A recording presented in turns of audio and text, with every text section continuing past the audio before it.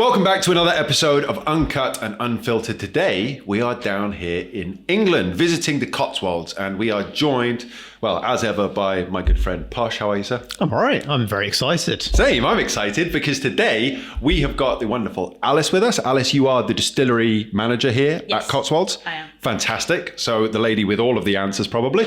And Rob, are you the main brand ambassador, the global brand ambassador? Yes, indeed. Correct. So the man with all of the stories here as well. So hopefully we're going to learn a lot. We're going to enjoy a few drams. We're going to get stuck in and be told lots about the Cotswolds.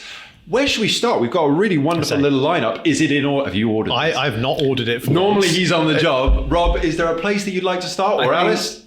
Signature. Signature. Right? It's got to be. It's got to be Signature. The golden black box. Definitely Fantastic. a good place to start. Ian, do you want to do some pours? I can do some pours, yeah. See, I get to kind of retire for the afternoon when we have these, don't I? Because I can rely on Rob. Or... Yeah. Exactly. Normally I'm leaning on you. Now you're leaning on them. Exactly. It's not my job. Fantastic. Well, guys, so for everyone at home, whilst Ian's cracking this bottle, and actually let's get that nice little bottle pop. Hey, nice. Whilst we're cracking and pouring, tell us a little bit about the distillery, because I know you've been around for, is it 10 years now? Yeah, 10 years. Which is actually quite a long time for an English distillery, but in the grand scheme of whiskey as a whole, you're still very new, right? Yeah. You're fairly green on the scene. So tell us a little bit about setting up the distillery, the team here, what you guys are all about at Cotswolds. So shall I do story and you do credibility? Okay, that sounds good. Yeah, that's a good agreement. All right, so started in 2014 by a guy called Dan Shaw.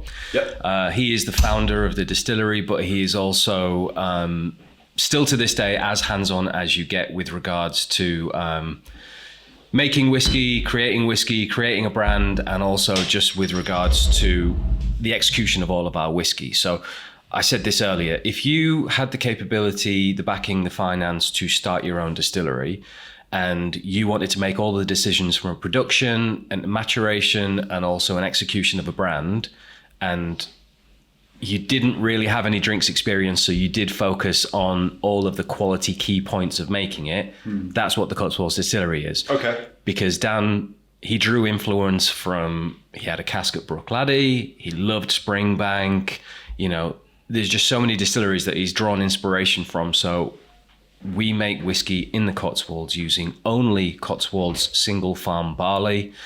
Production, floor maltings are done in the South Cotswolds. Everything else is done on site. So all the way from milling, mashing, long fermentation, distilling, maturation and bottling is all done by us in the Cotswolds. So not only are we in the Cotswolds, we are of the Cotswolds. I love it. A local product for local people. Well, for the world, one might say. No, absolutely. I'm only joking. And this is the beautiful thing about Cotswolds. I mean, what is your capacity here, Alice, at the minute? So our capacity with the new plant, which I'm sure we'll talk a bit more about, would be 500,000 LPA per year. So. Fantastic. Okay. Which, I mean, in the grand scheme of things, again, it's a big step up for you guys, but it's not massive amounts of juice. It's amazing how far and wide this gets spread. I mean, as a brand, it is kind of quite a global competitor at the minute, right? Yes. Yeah, I mean, the way we make things is we're big for category, i.e. English whiskey, but we're not a big whiskey distillery. Yes. If we were north of the border, we're Kilcoman, Clydesdale and Benromach. Yeah. We're tiny. But for English whiskey, we're one of the big boys. We're one of the big boys, yeah, exactly, which is quite a weird thing to say. Yeah. For sure. Fantastic. Well, cool. So a bit about this dram here then, Alice. Can you explain what goes into this for the people at home? Yeah, of course. So this is our flagship product, the Signature, and it's a 3-year-old product, 70% of which is matured in STR cask and 30% of which is matured in first fill bourbons. Okay. So it gives a kind of an air of maturity that you don't often see in a 3-year-old. And so this has kind of been what's kind of led the charge for us on the whiskey front, and it's still by far our most popular scheme. This accounts for 80% of our whiskey sales. Wow. God, that's a big chunk. Okay, very good. That is fascinating when you look at the, even just the size of the rest of the range that we've got here. The fact that there is a dedicated kind of stronger set of core releases plus all the limited, that's amazing. I think, we talk about this a lot, right? We go up through the ranges, we talk about stuff like, why aren't people buying more of this? But I think it's fascinating. I wonder what the percentage is for kind of other distilleries as well. It's probably like that. You've got, as you said, a 80% of what's already a sub market within whiskey goes on in one product. Everything else is incredibly niche and specialist, right? Yeah, absolutely. I mean, the thing is with what we do is we're still an English whiskey brand, which means as a category, it's tiny. But we got into the category at the right time, 2014. I was saying to Ian earlier, there's 50, we were the 4th English whiskey distillery in 2014. There are now 55. Yeah. Which, God, 55, is there? I didn't realise that. I thought we were just about hitting 50. I didn't know there was 55 in fairness. Last count was 55. And so... I need to keep track better. Yeah. Popping up everywhere. 51 distilleries behind us, and every day is a grind. But we've just had that time and capability to build out our brand, build out the product range, and build out marketplaces that are, we're still working on, be it global travel retail, be it grocery, be it international. We still feel like we're only just getting started after 10 years, which is mad. But it's also a very important time to be on your way. And something I want to come back to later on, I'm enjoying this far too much at the minute though, so I want to talk more about this now, is the longevity of businesses, particularly English distilleries. It is a smaller category. It is a newer category. The number of distilleries that are now here is a lot more than I think will be here in the coming 10 years. And I think for people that are only just getting set up now, only just getting that ball rolling, like you say, it's taken you 10 years to kind of really start hitting your stride and be in a position of maybe not complete strength and but you've certainly solidified your position within the market. You have a brand, like I say, globally recognized, and obviously some products that are selling exceptionally well, which will provide you that kind of, I suppose, legitimacy within the market, but also the ability to progress and not maybe worry, as a lot of these brands, I think, will be worrying when it comes to the commercial aspect of stuff moving forward. So I think it's very exciting because I love the brand. I have a feeling that this week is going to have a bit of an increased effect on that love. I'm very looking forward to the tour of the distillery and getting it stuck in. But yeah, I think what you've done is amazing. I really want to see this keep growing. So it's great to hear that you're on that right path. You guys feel, quite confident. I mean, it's just been about putting down foundations more than anything. Yeah. Right. What we've done over the last 10 years is putting in a foothold and a foundation to move forward. I mean, I always say, where we are today as a business, it's kind of like when you drive, you pass your driving test. You only really learn how to drive once you have that capability to run, go, and actually get amongst it. Yeah. And now that we've got plenty of liquid to be able to work in different sectors, be it single cask, special releases, collaborations, now we can see one thing that I said earlier to Ian as well was we're only just into the 3rd product of you blending. Yes. True. So we haven't even started working on blending together all the casks that we make. So we've still got so much more exploration of flavour to do as well. Fantastic, yeah. Going back to this signature, because I'm really enjoying this, and you're absolutely spot on, Alice, and Rob will know I wouldn't say this if it wasn't true. This is giving vibes significantly older than a 3-year-old whiskey. To me, it's kind of 7-8-year-old. And I think what's great about this, something that we say all the time, over the last decade, there have been a lot of newer distilleries who have been bottling stuff at 3 years and a day for the sake of getting it out there.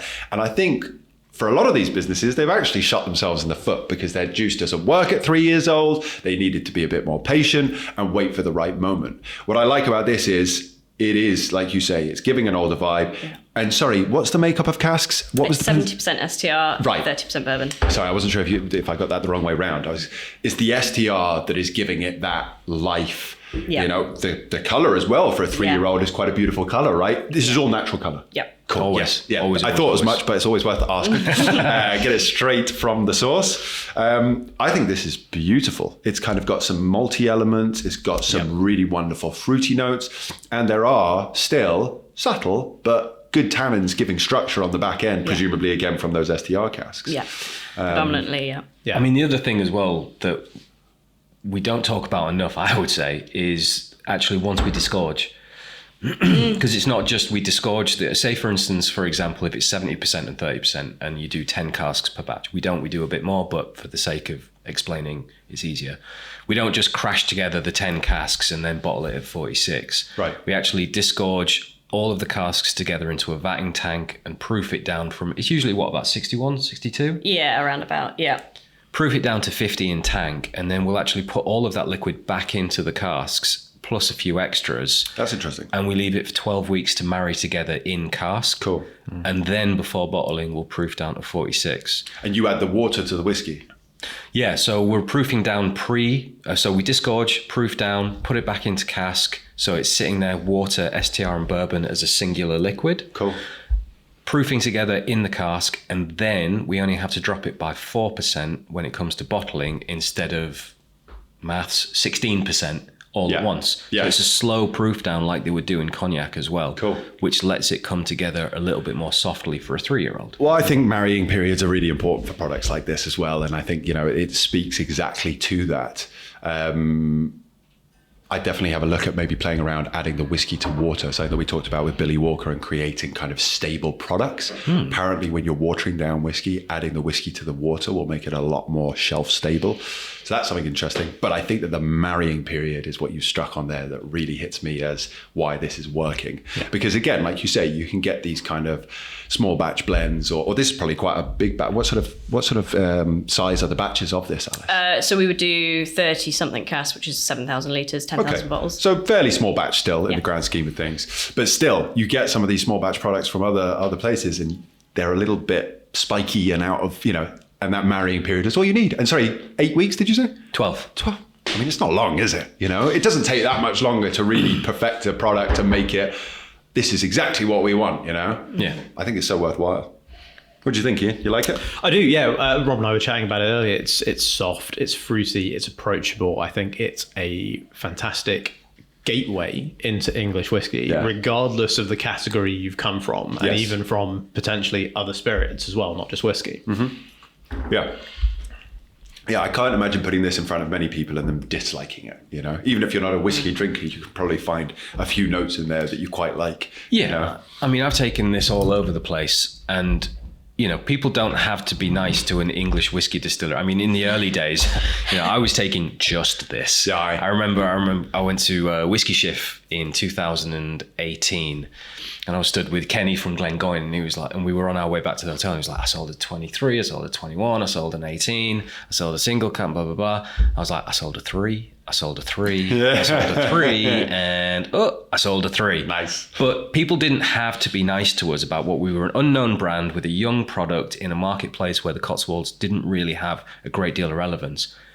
Never really had anyone saying negatively anything about it. Right. You have the odd old bod that's like, it's not Scotch and it's not sherry, and you're like, all right, mate, I mean, your generation's going to die off anyway, so whatever. Well, there's no pleasing some people at the same time, Rob. Do you know what I mean? Let them whinge at the moment, that's fine. For the most part, everyone's super sound about it because we don't actually hide behind loads of real clever marketing. We're just like, we make whiskey and we tell everyone why, how, and what we do. Yeah. Cool. No, I like it. And I agree. It's a wonderful entry point. Out of interest, where are we at price point on this? 45, and it is being known to discount down to about 35. Fuck. Okay. That's pretty good. Like it. All right, cool. Where should we move on to next? I want to keep a little bit of this in my glass and see how it opens. Any specific... What do you think? I was thinking white pheasant next, because to talk about how the spirit works with the to make this. Unconventionally, if you want to try a bit of new make. I love new make, yeah. I'm Let's all about clearic. Let's do it. Yes, that's this one here. Cool. Who's pouring? I tell you what, if you want to do a little pour and pass around there, Alice, that's cool. Thank you very much. So this is your clearic, and is this at 63.5? Yes. And that indeed. always goes into the cask at 63.5? Correct. Fantastic. Cool. And this is something you can pick up in the distillery shop? Yes. And it's something, I mean, Dan always says it, it's what he invested in most is making sure that the spirit was something of the highest quality, so that we didn't need to use various casks to cover up or do anything like that. Yeah. I remember someone once said to him, I can taste quite a lot of your spirit in this. And he went, good, I kind of sank all of my life savings and my life into you being able to taste my spirit. Right. So I'm glad you said that. This is 63.5. And do you want to talk a bit how we get here? Sure. So the whole process is kind of was quite cleverly designed, and working with Jim Swan at the time, kind of back in the old distillery in 2014. Sorry, Alice, that's something you got to do as well? Oh, no, unfortunately not. Okay. I was going to say, you are so lucky at this point. All right, sorry, continue. Never mind. No, but the idea, the kind of the concept that Jim Swan very cleverly put together was about the combination of what type of new make to make that suits the STR which he designed, or kind of designed. So the idea is you make a light, fruity new make with a ton of esters built into the production process of the new make. Okay. Typically, in some parts of Scotland, they would regard a high ester level in your new make as being like almost faulty for whiskey. Right. But the idea was to get those esters in early, build them in with an STR cask, which gives you a lot of flavour, a lot of structure from the wood, a lot of tannins early. Yeah. And that's what gives the illusion of maturity in a product like Signature. Because you're almost putting kind of cookie cutter blocks of components of a mature whiskey together. Right. So it's not a direct replication of what maturation is, but it's as close as you're going to get by putting those building blocks together earlier on. Yeah. So the biggest the most important thing for this new make is that it is fruity and it has lots of esters in it. And that's coming predominantly from the fermentation, Yeah. from the distillation. I mean, you said long fermentation. Long fermentations. What is long to you? Obviously, different people consider different things a long time. Yeah. So where are we at, roughly? So about 4 days, 92 hours, something like that. Pretty long. Pretty long. Yeah, that's Yeah. up there. Okay, cool. We've fully attenuated by day 2, and then we're just waiting for wild yeast and bacteria to kind of do their thing. Yep. So that helps. Clear wort always. That helps. And then we take what's considered quite high and quite a narrow cut point on the hearts. So we start collecting our hearts quite early on in the distillation. That's where you're getting all your volatiles, all of your fruity ester type flavors. Mm-hmm. And then we're also cutting quite high. So we're taking a narrow cut. So we're cutting out what would typically, the next kind of category of flavor would be the heavier kind of cereal notes and that kind of thing. All the faints and dirty. Yeah. Which So we're you cutting- never do peated whiskey. Sorry to interrupt you, Alice. Oh, yeah. But yeah, I just want to confirm that. You've never done a peated whiskey, and you never plan to do a peated whiskey, but it's my understanding. Peated new make we have never done. We do have a peated. You use peated casks. Yeah. Right, for sure. But an actual peated spirit. Right, Yeah. cool. It's actually really difficult to get peated English barley in England. Pretty niche. Right. Because all the maltings, they don't really do peated malt, do they? Right. There's no peat. There's no peat in England, yeah. Yeah. So, I mean, I can't speak about Crispins, but I know Warminster, who we source all of our barley through, maltings-wise, they don't do anything peated. Right, okay. Is that an area that you would potentially... Well, Alice, maybe I should ask you, because you're the one who's going to drive that forward. Is that something you'd like to do? The conversation's been had, yeah. There's a lot of kind of logistics as to how we then get the peat back out of the plant. Obviously, we do have the old kit, the old whiskey plant, which is currently kind of pretty much decommissioned, but there's nothing wrong with it. We could fire it up, next week if we wanted to. Yeah. So it's kind of been talked about, but nothing kind of concrete yet. Okay. It would definitely be on probably an experimental basis because we wouldn't do large volumes of it. Yeah. Okay. So sorry, going back, you're saying cut points. So Yes. high cut points, and roughly where are we starting and finishing those cuts? So we start about we time it actually. So our 4 shots are about 7 to 9 minutes. Okay. About 75% ABV. Okay. And then we're cutting about 2.5 hours later in the run, which is sort of 69 to 70%. Cool. So it is pretty narrow. So then the question I have for you guys is, why water down to 63.5? Other than it being an industry standard, why did you feel the industry standard was the right sort of fit for you here at Cotswolds and what you're trying to achieve? Yeah, I mean, it's heavily sort of researched and it's heavily proven, I think, is one thing. Sometimes it's nice to go with what has been done and works, but the biggest thing is you don't want to be, if we go in too high, you're just stripping a ton out of the wood too early and you can get harsher wood, tannin content, flavor, etc. Okay. We have done a couple of STRs actually lower, nearer the 55 mark to see what comes out of that. Cool. But also that's quite a dramatic drop from 63.5 to 55. So there's also considerations of, is it efficient to bulk out your spirit by adding that much water to it? Because you're adding 10% of your number of casks of to course. what you have to store. And you guys are all stored on site? within sort of a few miles. Right. Literally, yeah. So everything aging wise, maturation wise, warehouse wise is within 5 minutes of here. Cool. So we have complete control and can source all of our spirit within minutes, which... But on the back end of that, and to Alice's point, is if you do start adding 10% water, all of a sudden your warehousing space gets eaten up pretty quickly, right? Yeah, I mean, we age everything palletized just because, whilst we have everything close and there is a glut of space that we can access eventually, doesn't mean that we can romantically do dunnage across the board. And it would be nice. It would be lovely. It'd be great. Hard work. It'd be hard work for me. Yeah. Well, it's worth it for us, though, Alice. You are the forklift master, my mate. I mean, I think the other thing as well about ABV, putting it in at a higher ABV, is historically you go higher ABV for second fill, for longer term aging.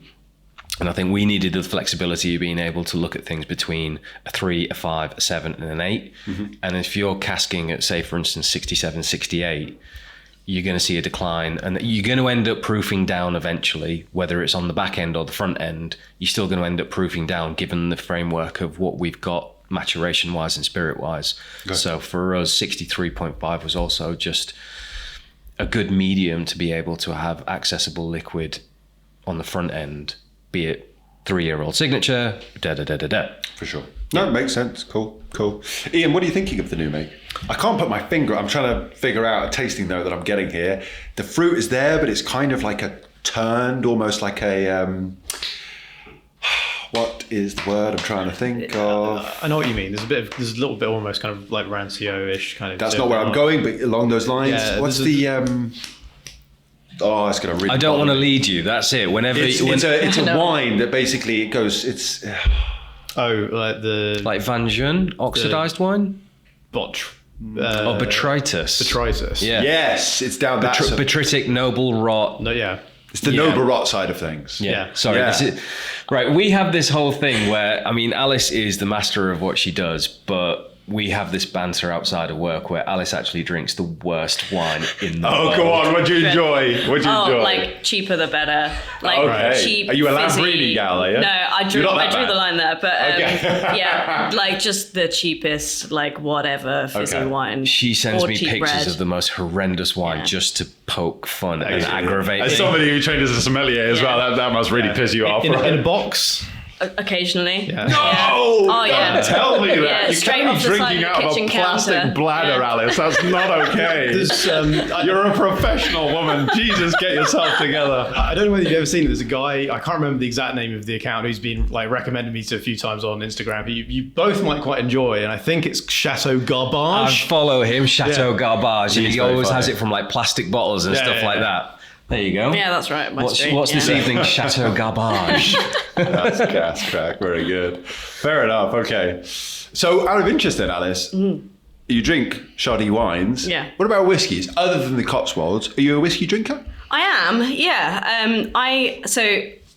I got into the whiskey industry kind of by accident. I did the work first and then developed a taste for whiskey. Okay. So what I saw kind of coming into it was that almost everyone I know has kind of vast whiskey collections, all half full, and I have like terrible decision paralysis. So what I do is I will buy like a bottle of something recommended or whatever. I've seen it. I like the idea of it, whatever. I'll buy the bottle. And I will not buy myself a new bottle until I've sunk the whole thing. So I'm kind of like one... I wish I had that. I try and stick to like one at a time, right, so that I really get to know it. Because if I just do a tasting of like a 50ml sample or whatever, it doesn't stick in my head enough to like be able to then recite like, oh, this is what I think of this whiskey. Yeah, I definitely respect that. I have so many people that talk to me and give me your notes on this or whatever. And I'm still at the point where I'll taste the whiskey, but if you want me to really write some notes on it or whatever, I need to try it 2 or 3 times because your mood is really important. Different context, setting. These things are all so important. And most people don't really appreciate that. Yeah. The other thing as well, kind of, I mean, I know we snuck a little slice of pizza each before we started, but you know, empty stomachs, best way to try whiskey, right? And that's something a lot of people don't appreciate either. So, and the biggest one is the festival eye of the storm. You know, when you're at a whiskey festival and you might try like 15, 20 drams and you get to that sweet spot where you can taste absolutely everything. Yeah. You go to a stand and someone gives you a cask strength or whatever and you're like, this is the greatest whiskey I've ever tasted. And like you buy a bottle and then you get home and you sober up. And then a few days later, right, I'm going to have a glass of my greatest whiskey ever. And you taste it and go, that's not the same fucking whiskey. Yeah. Don't remember 100%. This actually. Yeah. Definitely. Yeah. Cool. Should we move on to another one? Yeah. What's next? Let's do it. Yeah, the cleric is nice. It's interesting. For me, I get it's probably like peach compote. Yes. For me, it's like that noble rot of peaches or so. It's. I don't know if I really like it or if it's a little bit on edge. It's kind of interesting. It's different. It's not what I was expecting, to be honest with you, Rob. It's a little bit different. It's cool. Cool. Make me think. So, what do you think? Do we go founders next? Yeah, I think so. I think so. Let's do that. So, this whiskey is the second whiskey we ever released in 2018. 100% red wine STR. Ian, I promise we'll taste something that doesn't have STR in it soon. These are all brand new bottles, guys. Thank you very much. God, very generous of you to be cracking new stock for us. Not necessary, but we love a good bottle pop, so there we go. We don't know any different. But this is 100% full-term aged in STR at 59.1%. Okay. So part of a cask strength range that we have as our core. And most importantly, this is Dan's favorite expression, hence the reason why it's called Founder's Choice. And also it's in honor of Jim Swan. So we name check him on every single bottle of this just to sort of honor him after he passed away in 2017. And yeah, I mean, we're always huge fans of STR. We're always huge fans of cask strength, and this embodies everything that we wanted from not only our spirit, but our maturation and our cask program. Cool. And out of interest, and I'm not sure who I should be directing this question at, kind of maybe lands in the middle of you both. Casks of, these STR casks seem to be a big focus, but generally speaking, casks, where are we sourcing them from? Are you working with specific chateaus? Are you getting cooperages to make them to order or getting them direct from source? And what sort of char level are we looking at on these STRs out of interest? So I believe they're char level 3, although I'd have to check that. Yeah, so we're J. Diaz in south of Porto for STRs, and he's the original cooper that worked with Jim to create the STR. So we're going direct to source. Bourbons, we're getting direct from Basil Hayden's.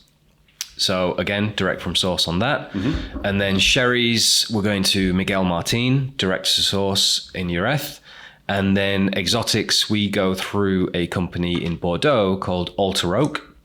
I know them well. I use them myself. There you go. Pretty good. Cool. And we'll talk about Alter Oak a little bit later on, maybe when we get to the Pignat de Chiron, because their process is really, really interesting, but also super consistent. Right. Which is the most important thing. Always. You need consistency. Yeah. God, I mean, spend all this time with Alice creating a lovely new make. If you don't put it in the right casks, what's the fucking point, right? Yeah, we've had a few duds in our time. Oh, well, listen, you're always going to have a couple. Yeah, but no, I mean, across the board is the consistency is important, absolutely. Isn't it? This is a different beast, really, now. Yeah. It is. Those tannins are turned up, mate. 100%. What I'm finding fascinating about this, and if you go on the Whiskey Baron channel and watch my chat with Rob. Oh, plug here. There we go. Mr. Posh Scotch. Check it out, guys.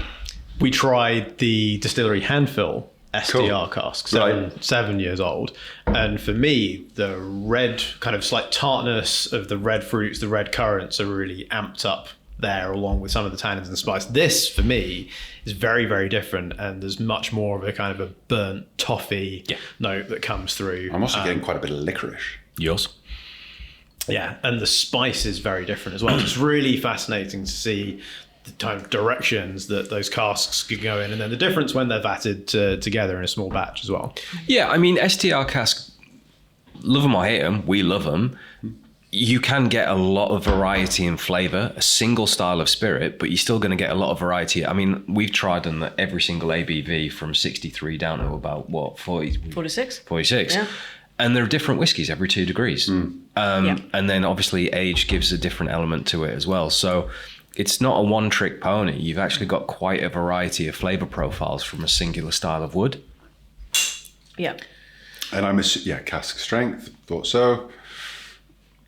Cool. And sorry, how much? So what, you're talking 10 casks here? Yeah, thereabouts, yeah. Cool.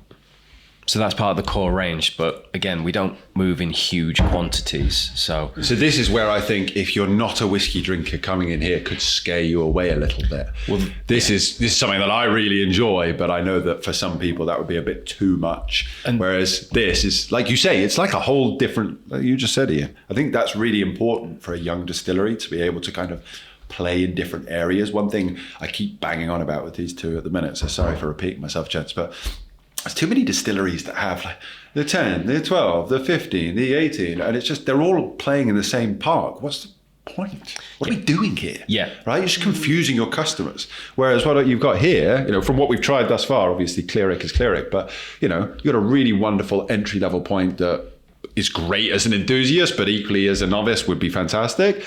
And now you've turned it, on its head. And this is right the way up at 11, those tannins, Jesus Christ. I want to see these STR casks. I'm looking forward to this tour now. Oh, we got loads. Yeah, I want to get stuck right in. I want to get stuck in. This is cool. But that's it. I think that's really, really important. And like you say, Rob, obviously, age may not be the focus, but having the different amount of times in these different casks and being able to go in those different directions, creating those different profiles is really important. So, I mean, one thing kudos to you and your team, Alice. This is cool. One thing that we're working on right now as well, isn't it, is playing around with ABVs on the core range as well. Because whilst cask strength, again, going back to what you want to give whiskey drinkers, being whiskey drinkers, cask strength is a big thing. But also, like you said, you can scare the shit out of people saying this is 59%. A majority of people in the UK will hear those words and go, nope, absolutely not. Like, I'll touch paint thinner, no. Exactly. I will touch that maybe once in a blue moon. Yeah. And we're starting to find that, we might be playing around with the ABVs just because we make drinking whiskey. We don't make whiskey that we want to see on the secondary market. We don't make whiskey that we want people to say. We make drinking whiskey. That's actually such an important point. I'd like to stop just here because there are a few English distilleries, and one particularly comes to mind for me, where it is just the audience is entirely made of flippers and people who see value in this brand that I personally see absolutely sweet piss all value in. Yeah. That's personal. It doesn't matter. What I love about this, you're so right. I don't think I've ever seen a bottle of Cotswolds in the secondary market. Have you? Yeah, I mean, in fairness, I've been looking for them, but it's not like you do a release and all of a sudden it's all on the new. I think a lot of the people who are buying this, exactly like you say, are actually cracking it pretty quickly, enjoying it, and that's what Cotswolds is to me. There's never been, which is interesting because again, what I love about this brand and what I think Daniel's done very clever with the way he set it all up is Cotswolds is like renowned as a place of beauty within the UK. Granted, it doesn't have any ties to whiskey or whatever, but now it does. And you have sort of filled this space in the whiskey map in. And I think that is one of the main things that kind of gives you legitimacy to people who don't know whiskey, who don't know you. Oh, I love Cotswolds is quite an upmarket little player. Oh, yeah, okay. Well, the whiskey coming out of there must also be pretty fucking yummy. So I'll give it a go. And I think that's the sort of customer that you have now is people who are looking for something of quality and who are looking to enjoy it. And it's not all about investment and all this nonsense. No. Let's get it in the glass. Let's do what we're doing today. Let's enjoy some of this stuff. Let's talk about it, Yeah, it's really important. That's the other thing about the Cotswolds is you don't come here to buy trinkets for investment. Yeah. Usually people come here, they'll get an Airbnb or a hotel, they'll sit around with some pals and have a barbecue or a dinner party or go out for dinner. Yeah. And the only thing you ever want to see is open bottles on the table. So for us, the perfect scenario is come out to the Cotswolds, you rent an Airbnb, you get a bottle of Cotswolds whiskey, you either sit around a fire pit or a dinner table, you crack a bottle open and you have a few drams with pals and a good chat. That to us is the apotheosis of what we want from our whiskey and our brand, isn't it? It's just 100%, socializing whiskey, drinking whiskey the way it should be. Well, it seems as though you're hitting the nail on the head then, guys, because that's what I see from the brand. So it's good. It's like I say, it is for me. It's refreshing.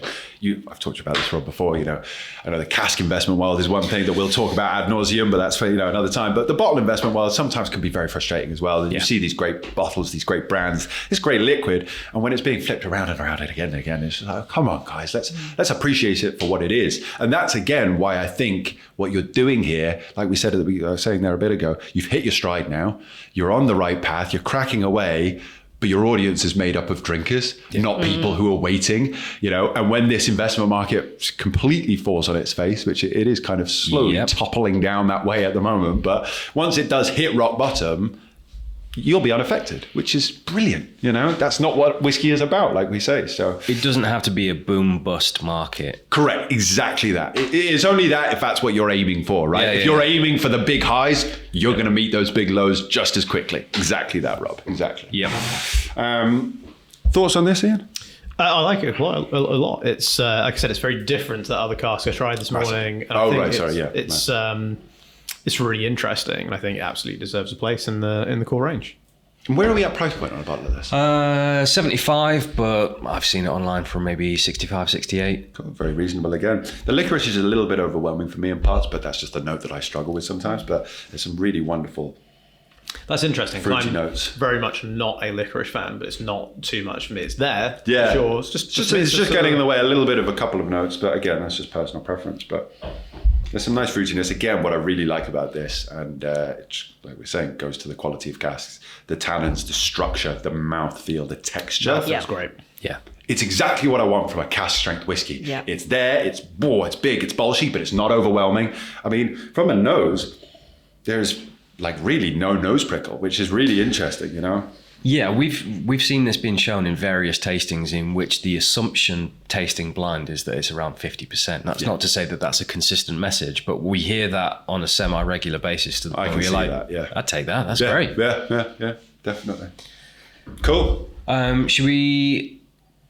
Why don't we go into something a little bit more interesting? I say a little bit more interesting. It's all interesting because I'm an ambassador. I'm having fun. If we're going to have more fun, let's go. Why don't we go for Hearts and Crafts? Yeah, cool. Yeah. Which one is So that? that is the floral tin there. I have to say, and I did say it before we started filming, so sorry for repeating myself, but for everyone at home, I really fucking love this new packaging because it's a bit more lively. I was here 6 years ago, maybe. You were fresh. You were brand new. Okay, so I no judgments, but there was basically one or two bottles. There wasn't much going on. It's a nice looking brand, but my God, have you grown into yourselves? I love all of this stuff. It's a bit different. It's not your average whiskey drinkers brand. It stands out. It does stand out, but it's not standing out in the wrong ways. There are some brands out there I'm like, you just look like cheap, shitty gin. It's not in your face. And it's not cool. But these are different. And here, I'm going to pass over to you, mate. Tells a story as well, which is the most important thing. It's not just pretty for the sake of being pretty.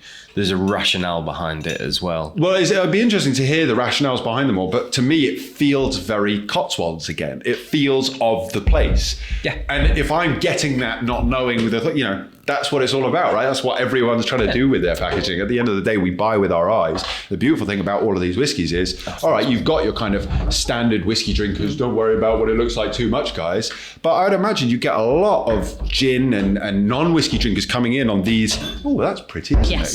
Yeah. Which, why not? Happy days.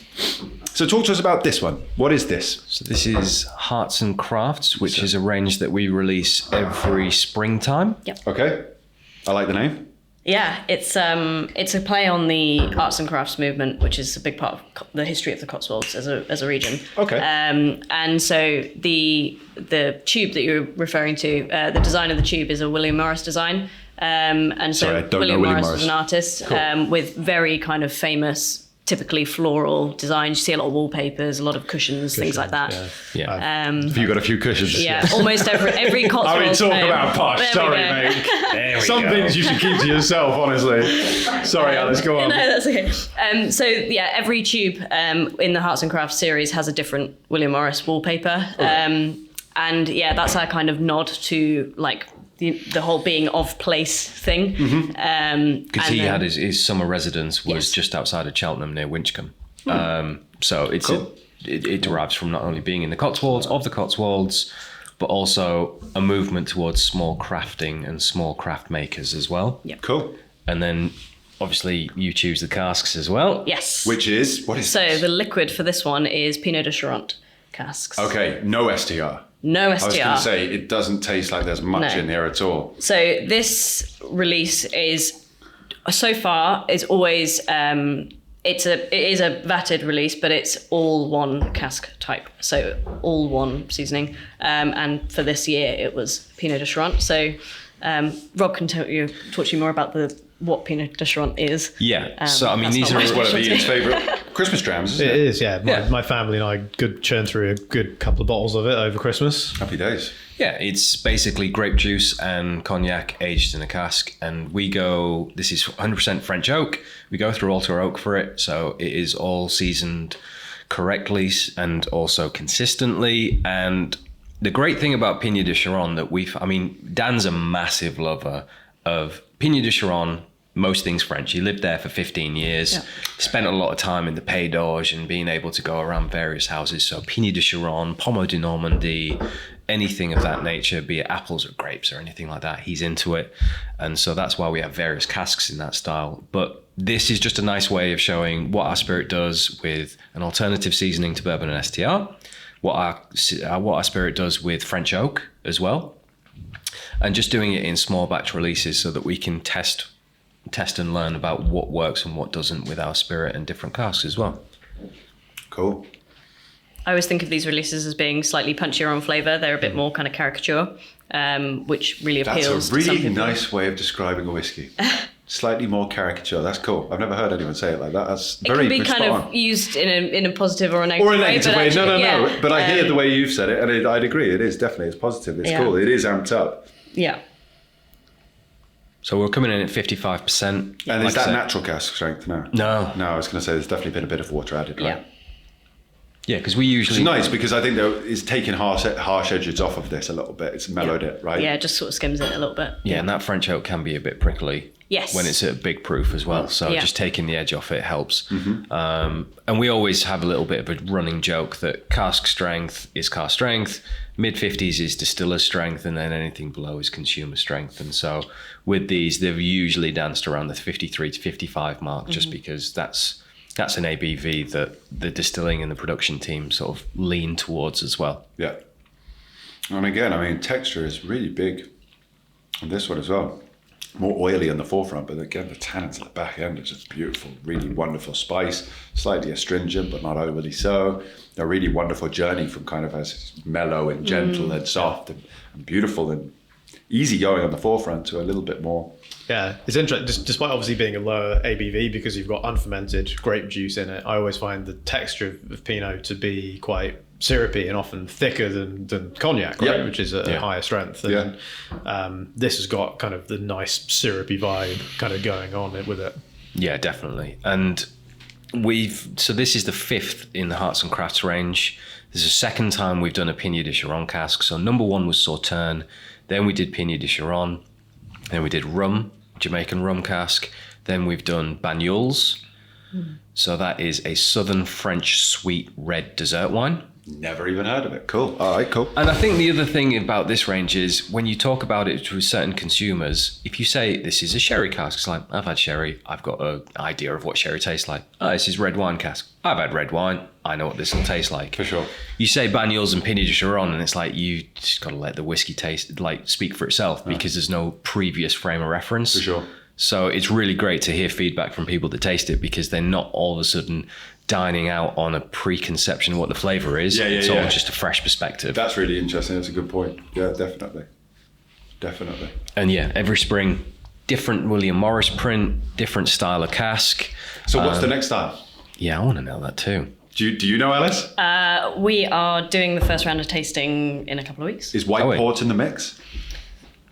I don't know yet. I haven't chosen them. We don't have any, do we? Yeah, you should get some No, white we- port in the mix. I think Don't think we your do. liquid would go very nicely with some white port. I'd be up for white port. All right. There we go. We started. Let's leave that till next year. Okay, fair enough. White port.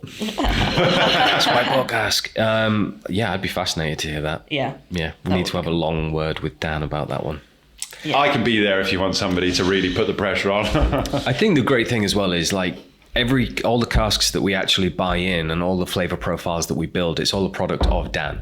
Yeah. Right. So we're sat here talking. So he's very hands-on. Massively. Like nothing gets released without his say-so, but not from an egotistical way. He knows what he wants out of his spirit, out of the wood, and what the final product needs to look like. And so he's just very much a believer of what we're creating, how we're creating it, and what it's going to end up like. And so we all have quite a democratic way of doing it as well. In this room is very much where we'll have various sensory tastings, various sort of conversations about what isn't working, what is working. And so all the perspectives come together, and then, Dan obviously has his say as well, and so it's quite a democratic process to getting a whiskey released. That's really important, though, as an independent business, having the owner ultimately putting his fingerprints all over it, taking that responsibility, stepping up.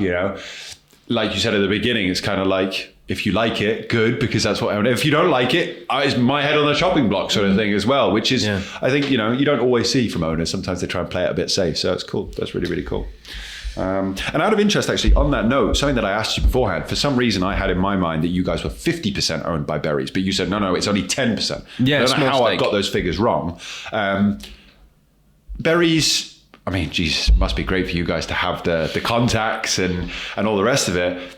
Do they have much of an input when it comes to you and the spirits that you're making and what you're trying to do here? Are they sitting down at this table and they're a part of that conversation just as much as you guys and Dan, or they just kind of, the Cotswolds are doing what the Cotswolds are doing, we know we can just leave them to it? Yeah, I mean, I'd say the biggest influence they had on us was actually the recent wetlands project that we've introduced to being able to process a lot of our waste liquid. So berries are very big on, biodiversity, environmental progression, and then also sustainability. Mm-hmm. So the biggest impact that they had on us was really the wetlands, wasn't it? Yeah. Possible. Yeah. Johnny Roberts, he sits on our board, and so there is a certain, there's a voice executive-wise, but Berry Brothers invested because they believe in what we were doing. They didn't invest because they wanted to change what we're doing.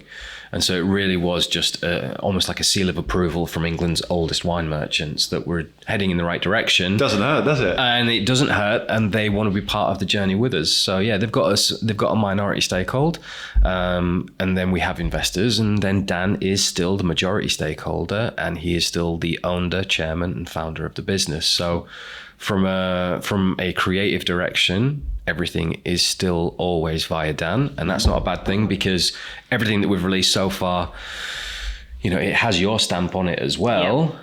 But Dan is quite democratic in giving Alice the keys on various things, and so it's not like a megalomaniac type thing. It's just he knows his vision. He's involved. Yeah, and he's molded both of us in where we are within our careers, so that when we start to do things from a creative standpoint, we also have a little bit of his influence in what we do as well. So we're aligned, because we're all products of in-house culture. I haven't come from a Diageo background, and you haven't come from a Pernod background.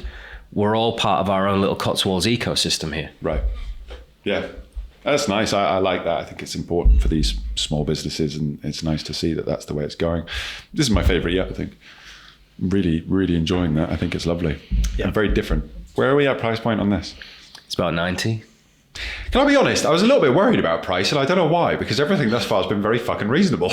I was a little bit nervous. I've seen some expressions here and there, maybe just some really limited edition things go for really high prices. I was getting a little bit like, I don't want to be rude. I want to be honest, but I don't want to be rude. But Jesus, 90 quid for that, fucking great. Yeah. I mean, don't get me wrong, there are a few that are a bit punchy, and I listened to previous episodes, so I know where you all stand. Oh, well, listen, I'm not going to lie, mate. Straight up, that's what I'm saying. I'm here for it, and I'm always open to the conversation. But yeah, I mean, at the end of the day, going back to what I've already said, we make drinking whiskey. Yeah. And everything that we make, we don't make from an economical standpoint. Not even from close. Sourcing the barley to the wood to the whole process. We're not making it cheap and flogging it expensive. It's just like I say, if you got somebody that wanted to build a brand and build a whiskey, and he didn't want to do anything from a corner cut perspective, that's where we're at. Yeah. Cool. Yeah. Cool. Do you want to do Spanish Oak? Yeah, can do. So Spanish Oak is a GTR exclusive. Okay. It's recently just gone into global travel retail. Yeah. Thank you, sir. And this is something that you developed quite recently, isn't Sorry, it? Rob, Relatively you said recently. a travel retail exclusive. So this is only now available in UK airports in travel retail. So if you go to Heathrow or Luton, Stansted or anything like that, it's only available Hey. through airport shops. Okay, cool. Well, fingers crossed then. We've actually done a couple of duty-free episodes over on the Whiskey Baron, and the main comment that we get is complaints that there's nothing good in duty-free nowadays. So hopefully we'll be able to highlight this on our next journey through duty-free as one of the winners. I was sat with the buyer from Duty Free and Dan. Oh, which when- one? Which duty-free as in? A Volta, who used to be known as World Duty Free. Yeah.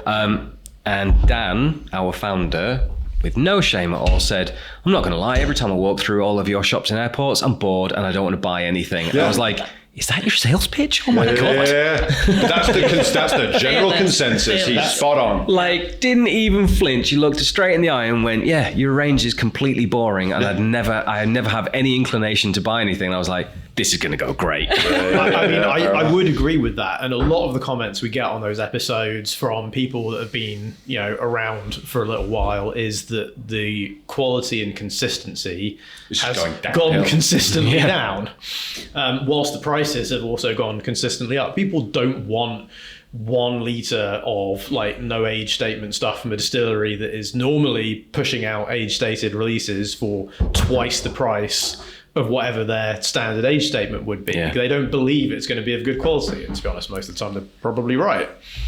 I mean, yeah, I agree completely. And, we did have a little presence in World Duty Free prior to the pandemic. Obviously, the pandemic happened, airports shut down, no one was going through, and they had to just basically go back to the cash cows. Completely understandable. So we have fought our way back in the last 12 months. And we have done litre exclusives of Signature. Right. Some gin, and then we've just put in another litre exclusive and this. So we now have 4 lines in UK airports. And it really is just about adding something a bit different. So this is a combination of bourbon and STR, but we've then layered in some Oloroso hogsheads as well. And Alice, what's the breakdown of that? Because I was just reading that on the back there. Where are we at, do you know? Percentages wise, it is a little bit complicated, but it's approximately, the bourbon and STR component make up approximately 65%, and then the remaining 35 is sherry cask, and there is a little bit of USPX in there as well. You put a bit of USP, Yeah, yeah. right? Okay. So 2 sherry casks, 2 kind of other casks. And out of interest then, is there a marriage period at any point here with these casks? Or is it a vatting and a bottling? It's just a vatting and a bottling, yeah. Cool. And a 50% ABV here. Yeah. What's the time spent roughly in the Oloroso casks out of interest? They are approximately 5 to 7. Yeah. A lot of this is slightly more of like a blender's whiskey in the sense that the stock is kind of from a little bit of all over the place, and we get the consistency through the blend a little bit more. Okay. It's not quite so formulaic, but about 5 to 7. But that backbone, that bourbon and STR backbone, is still around 3 or 4. Okay. Cool. And price point on this? 80 quid. Cool. Okay, quite reasonable. What are you thinking? I like this a lot, actually. Yeah? I think the quality of the sherry casks really sings through. I'm surprised almost, actually, that the percentage of the cask is not greater than that, because the influence is strong. And, so much sherry, we talk about this all the time nowadays, is like, here's some fruit juice in your face, bunch of prunes, blah, blah, that's it, you've done that. You don't get anything from it, and you lose a lot of the nuance of kind of Distillate character. And a lot of the nuance of older styles of casks, which you can still get if you're sourcing the right casks as well as being, flattened for this new wave of super fruity, kind of juicy sherry casks, which don't really do it for me. Yeah, I mean, you are always going to run that gambit as a young distillery, getting fresh casks and then releasing anything between 5, 6, 7, all the way up to 8 as to, it could taste like Black Forest Gatto and Coca-Cola. Yeah.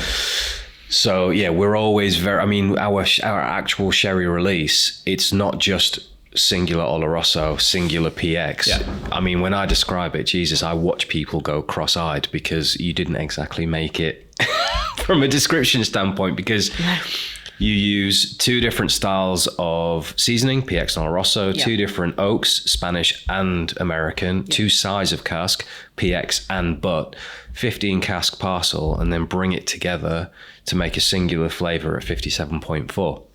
Yeah. Which we don't have a whole host of sherry casks because they're quite expensive, but also we don't have enough that we could release a singular line. So, I mean, Alice, to her credit, made a line that did have a sustainable and completely consistent flavour, but by using a whole mix of sherry casks to create a singular flavour. Right. Yeah. Interesting. Yeah, I think given the kind of fruitiness and esteriness of the distillate, especially which we had in the new make, it would be really easy to kind of go down that path of let's just make it as fruity as possible. We're just going to turn the dial and have it as just lots of prunes, and so lots of raisins, lots of Black Forest Gatto and cherry, and you haven't, and it's got that kind of slightly kind of leathery earthiness that you get from quality sherry casks, which, given the age and the fact that it's not exclusively sherry mature, I think is really impressive. Yeah, I think especially talking about, when I had the brief for this, I still wanted it to feel quite clean, because typically global travel retail, you're gifting, corporate gifting, that kind of thing. And so you want something quite approachable, and like sherry whiskeys, sherry bombs have their place, but it's not everyone's kind of cup of tea. Yeah, right. But I think sherry can be used as, a component, a complementary part, as that is opposed much to the more widely kind of, liked than something that is like really overtly sherry that might kind of narrow your audience slightly. So fair enough. And you know what? Perfectly said, because what I was about to say is, I'm not sure this is for me. And I agree with everything you said. I think the quality of the casks is phenomenal. And I get that leathery, almost a little bit of cigar leaf in there as well. Slightly drying, but I'm missing the drying element of the Oloroso. And what I'm getting more of is that STR again. And for me, there is that slight disjointedness between, I can taste this exactly in it, and then another element of Oloroso. For me personally, I'm probably part of that smaller little group that wants it to be more Oloroso, and I'd be a bit more happy. But it's not to say, like you say, I think the quality of the products are there. It's just not quite meshing together for me. That's fascinating. Kind of like 2 really good drams that don't quite fit. I don't know. I disagree, because I think I know. That's what I'm saying. You can have sherry casks where you get some of those red fruits and slight tartness that you also get from an SDR cask. But it's a different astringency. Those SDR, it's very clearly French, that it's just different. It is very different. A drying Oloroso versus an STR are 2 very different levels of tannin for me. And I think I could separate them quite clearly. And for me, like I say, I'm tasting, and it's not to say, like I said, I love that as a standalone dram, but for me, if I read this as Spanish oak Oloroso, I would want more, and because obviously it doesn't say roughly 30% or 35%, whatever it is, I would be thinking, cool, so it's probably going to be 60, 70% Oloroso, this is me, and then I might be a little bit disappointed that it's not quite that. Not to say it's not a good product, but for me personally. Keep your beret on, mate. Would you say? Keep your beret on. All right. I'm going to get Stevie to bring over a string of onions for you. I'm saying I want the Spanish stuff on this one, though, so really I would need, I don't know, a ham on. A rest in the afternoon, I don't know. The other thing that we could run the risk of is, you could just go, right, travel retail, let's just do a wood bomb. Let's get some super juicy Oloroso that is as dark as you get, bolster it with some STR, and just go, right, this is a bottle of wood. Yeah. And like Alice says, I think the reasoning behind it, I respect so much. It makes total sense to me. I am just one of those small niche groups of fucking idiots who cannot let go of something that they really like. Oloroso. I'm a caveman. That's fine. I'll stand by that. But it makes sense as to why you're creating it, which I think is important. If you didn't have that explanation, to me, like I say, I read Spanish oak, I expect one thing, but I get what you're trying to achieve now. And I think with that in mind, it does sit very nicely on the shelves of travel retail. And I do think that it has made it a more approachable product to the masses. So dib, fair play. Alice, very well doing her job here. Thank you. I will stay well out of it. I'm sorry for saying anything. Sorry, Ian. Cool. All right. Well, I really like that one. And where are we moving to next? Is this another small batch here, or are we moving Should we down go into amber? Let's do it. Let's talk about This amber. one? Yeah. Yeah. Again, I love it. It's just Beautiful, different, isn't it? Yeah. Really beautiful. So who's done this one? Lucy Pratt. So she's a local Cotswolds-based artist. That name is familiar. What does she do? What style of art does she typically do? It's impressionist, isn't it? Yeah, really? it's mainly impressionist work, yeah. I don't know why that name's familiar. Okay, cool. All right. 51.6. Talk to us a little bit about Amber Meadow then, Alice. So this is part of what we call the Harvest series. Comes out at harvest time each year. And these are kind of like my proper babies. This is kind of Dan's really the first thing that Dan really kind of let go of the reins on and said, I would like you to blend these. Oh, cool. So Alice in a bottle here. Yeah. So Cool. this is the Good for you. third in the series. So we've done this 3 years in a row. It gets harder every year. Right, yeah. So this one has come out quite recently, actually. And they don't always have necessarily lots in common taste-wise, but they will always have a painting on the tube. Again, kind of going for a theme. It's always a sort of Cotswolds-based artist, but we will change the artist each year. I like these to be, the way I think of them is like slightly on the sort of fancier side of what someone would drink regularly, but still kind of approachable enough that you'd smash it with a few mates. Okay, but maybe a slightly special occasion. Yeah, exactly. Not any Friday. No, exactly. That special Friday of the month where you've got all your mates over for Yeah. poker or whatever it is. Yeah, exactly that. So I always want these to kind of be approachable, but have something about them that is different from what the rest of the Cotswolds range provides. Okay. So these are really blending heavy. They also typically feature casks of either certain types or certain ages that we don't have a lot of. It's quite a limited release, usually about 1,500 bottles. Mm-hmm. So it means I get to pull like all that one barrel that I remember from the warehouse. Mm-hmm. That's when I get to use the really special stuff that we don't have much of. So in terms of this year's, these are based on Muscatel casks that I kind of fell in love with a few years ago and have been kind of tracking the progress of. Cool, okay. So I was dying to use those. Wanted it to be sort of light, floral, quite, easy going. Last year's, the Flaxen Vale, did very, very well, but it was a big flavour whiskey. It was peat, it was sherry, it was kind of pretty big. So I wanted quite a contrast, just to kind of stretch and see what I can do. So I went kind of the other end of the spectrum. Yeah. Cool. And a tiny, tiny bit of peat in all of them so far, actually. Oh, really? Okay. But I mean, minuscule in this And again, when we say peat, we're talking about peated casks. Ex-peated casks. And is there a particular source of those casks that we may be allowed to talk about or no? Yeah, it rhymes with Mafroig. Yeah. Oh, okay. I have no idea what you're talking about. Cool. All right. Fantastic.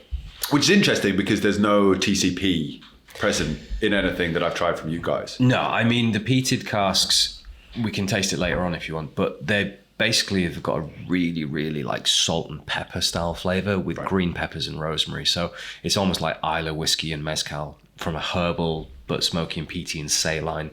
Cool. So, I mean, we talked about it online a few weeks ago where it's not that Alice is putting in peat because she's just putting in peat. She's actually using small amounts like salt and pepper in cooking to amplify flavor. Mm-hmm.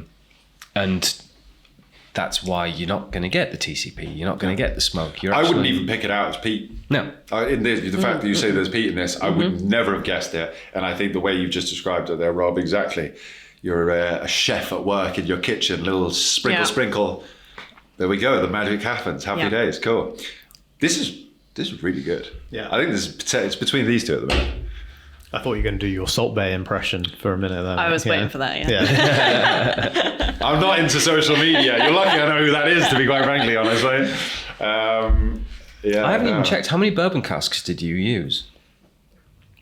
I'm trying to imagine rolling them onto the trough. Is that what you do when you're trying to fall asleep at night, rolling casks as opposed to counting sheep? 3? Yeah.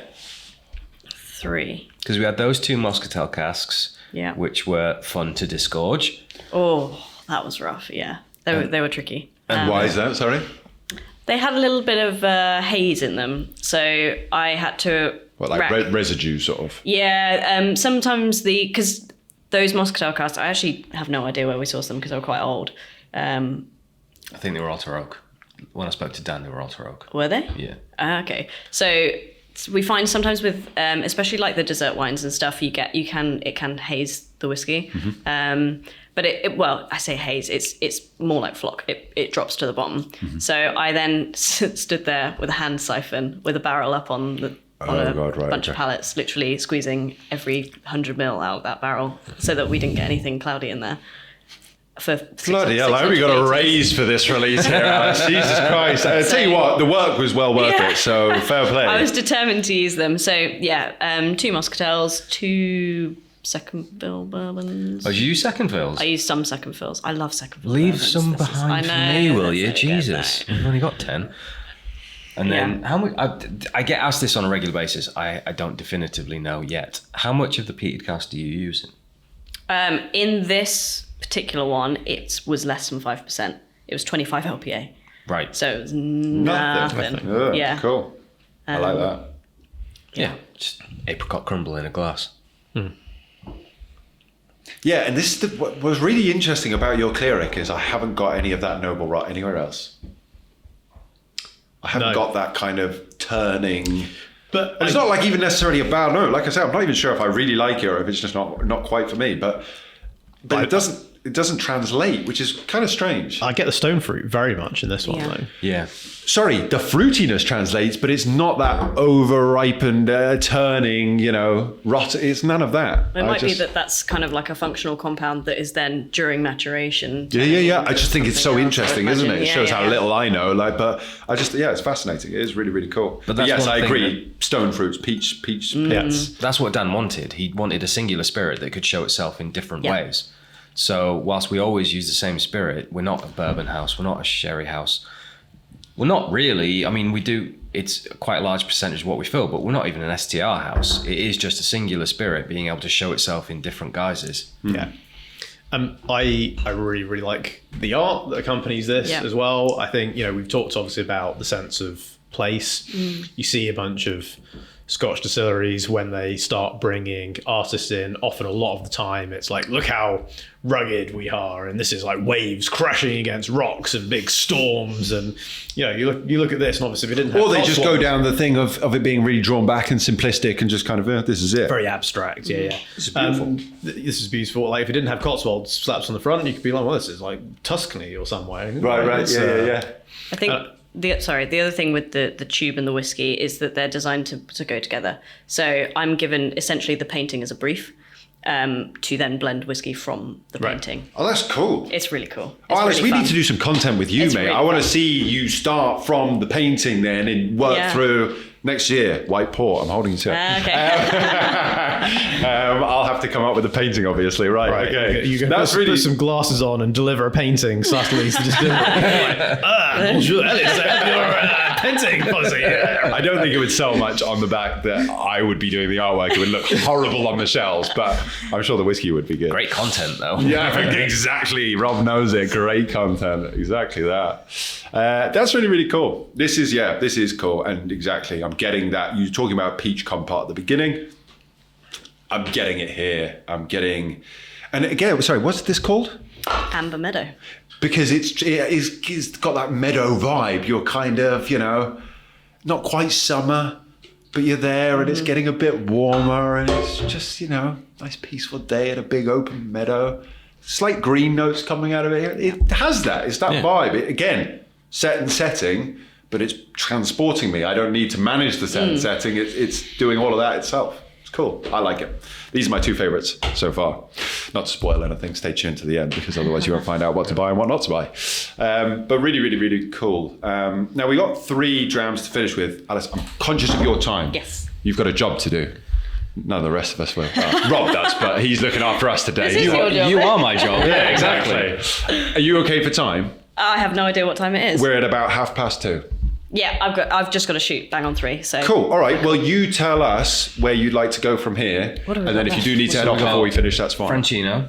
Yeah. We got that American PX cask that I used for the 10th anniversary warehouse tasting. 491. Okay. Yeah. And then we've got Jim Swan. Let's definitely do the Francino.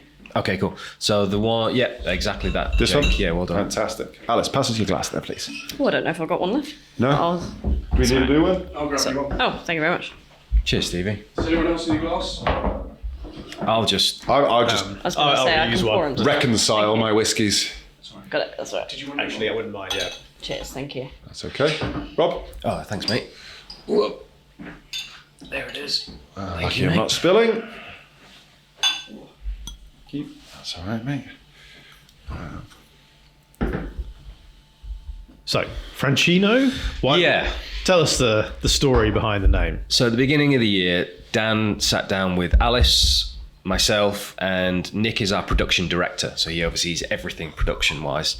And he said, right, 3 single casks this year. You all get to choose a single cask and we'll put your name against it. Nice. No pressure. No pressure at all. I mean, you were under enough pressure as it is.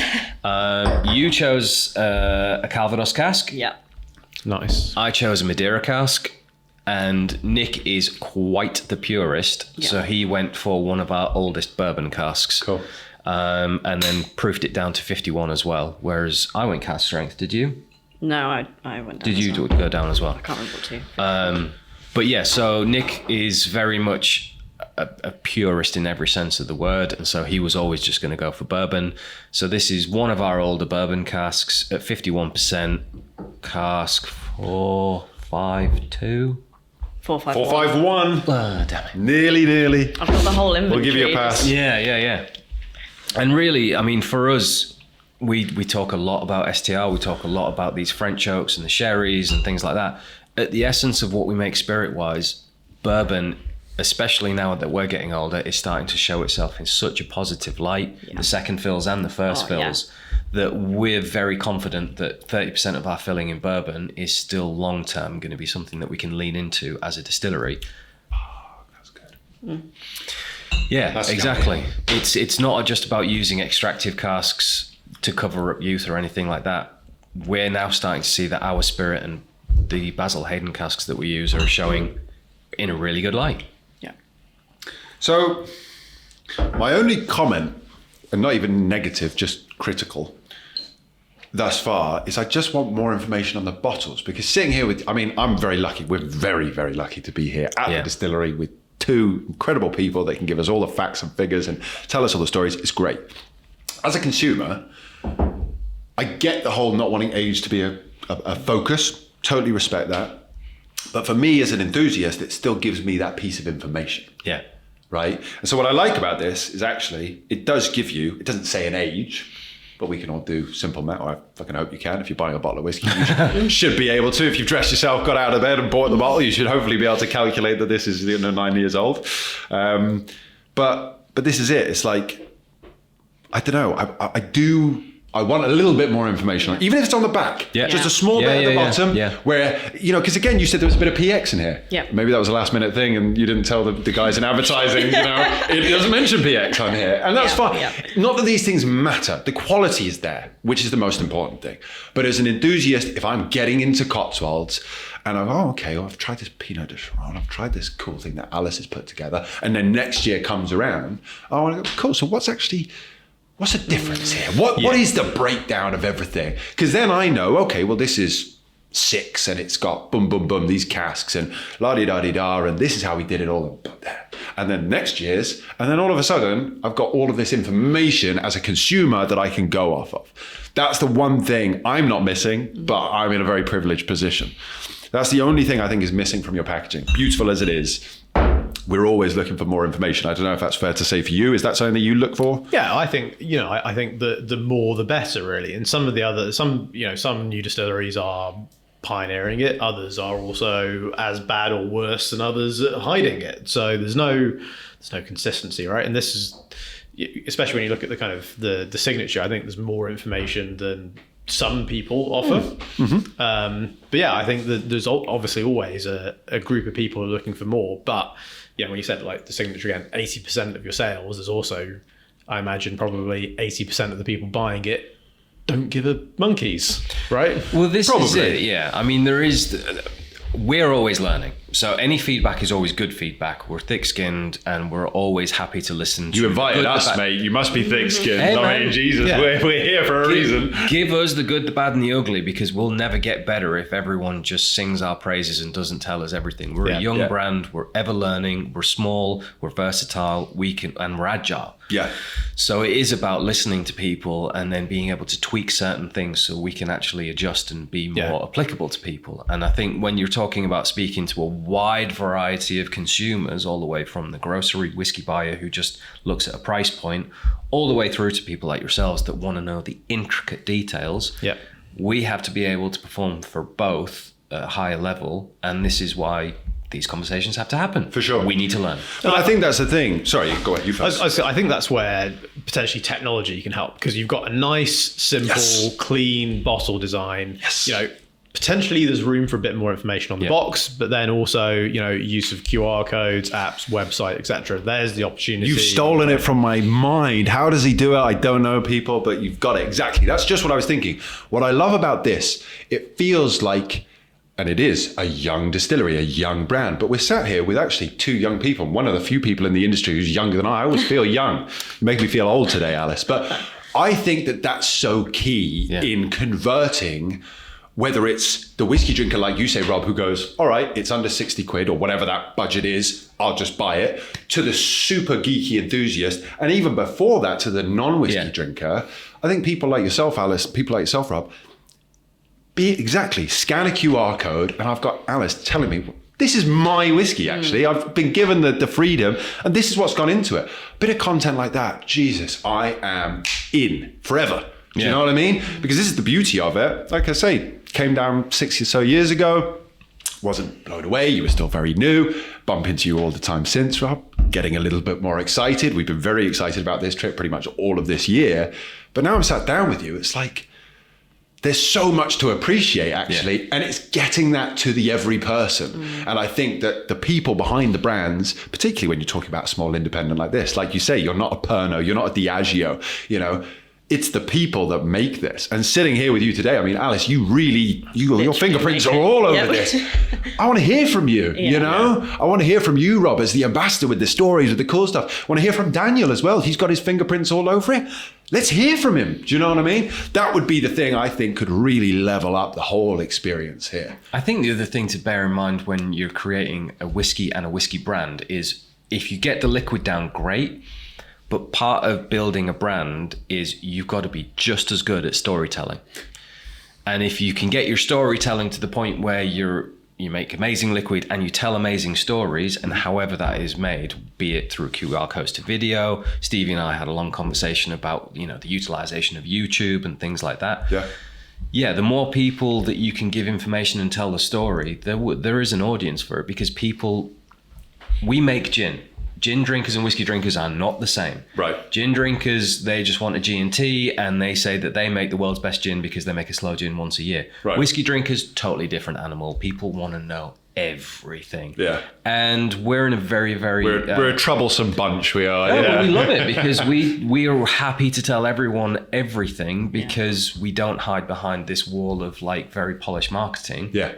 We're whiskey makers making whiskey for whiskey drinkers. Yeah. So, yeah, I think that is something that we can always improve on, is the actual storytelling of it. Yeah. But in the meantime, for everyone at home, if you're excited about Cotswolds, you bought a bottle of Cotswolds, you want to understand what's going in, I'm going to put you in it here, Rob. Reach out to Rob. Maybe even reach out to Alice, although it sounds as though, like me, you're not really on the social scene, so maybe not. But reach out to the team here, guys, because look, even just sitting here this afternoon, I'm excited. Do you know what I mean? Yeah. And I'm starting to really get it. And like I say, I think one of the things that was maybe putting myself off a little bit was I've seen a couple of things which are just a little bit pricey. So, okay, maybe Cotswolds is not for me.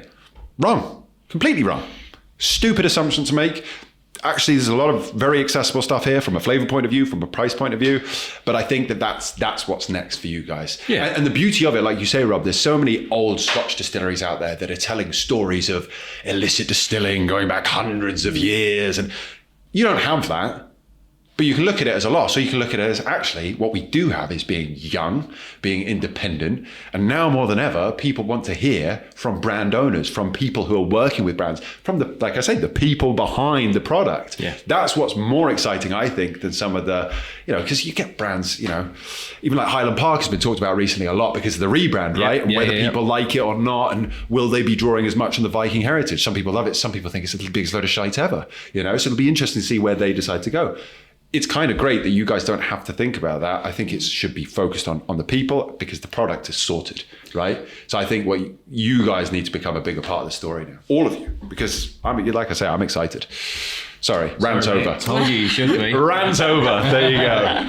It's not even a rant. I think people like the journey of whiskey. People like the story of whiskey, right? That's the difference, I think, often, as you said, between the gin drinker and the whiskey drinker. And the fact that you know exactly where you're sourcing everything from. Some of the other English distilleries, let's face it, are not in the most scenic of locations as well. You've got the location, the people to go with it, like the stories and the art, the farmers. You've got so many stories you can tell, and I think that's all of that stuff is going to draw people into the brand. We're just a bit modest, really, aren't we? Shout about yeah, we should, yeah, absolutely, because we are mega proud. I mean, I travel consistently with the brand, and I'm always over enthused to tell the story of Dan, the Cotswolds, Alice, and everything that we make. And I think, we just need to be a bit louder. Because I didn't realize before today that you got everything from a couple of different farms, like all, the maltings. True, done, I didn't cut that either. The local barley didn't. Unfortunately, we're not going to go to the farm. I told Steve the other day because I rang Michael. We source all of our barley from one farm, Aikman Street Farm, and they also grow potatoes. And Michael was like, the rain lately has just killed us, and I'm 3 weeks behind on my potato harvest. Right. And so I was like, should we maybe not come? And he went, if you don't mind that, you've got video from other things. You can use that. I was like, you're a farmer. What you do very, very well. So we'll just leave it at that. Fair. No, absolutely. Yeah, I mean, I guess we just should shout from the rooftops a bit more about the fact that we're whiskey makers making whiskey for whiskey drinkers and doing everything the way it should be. Yeah. Like I say, talking to you guys now, that's really, really clear. I'm so glad that we've got this set up. I'm renewed excitement about Cotswolds. Really, really good.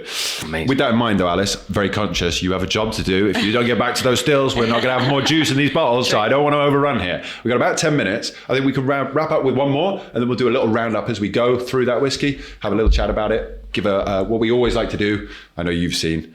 You probably have better things to do in your weekend. I don't know what Rob's doing watching us. All right, you clearly got a life. So we do a little roundup. We do buy, don't buy, oosh if it's really good. It has to be of serious quality. Yeah. And a bin it if it's really bad. Okay. We're not going to ask you to give ratings on your own whiskies because that would be insane. Yeah. But what I'm going to do, Alice, I'm going to ask you what your favorite dram of the lineup today is and what you're most excited about what's coming. So have a little think about that. Of the last two drams, is there a preference of what we try? You choose. American PX. Yeah. This one? Yeah. Correct. Cool.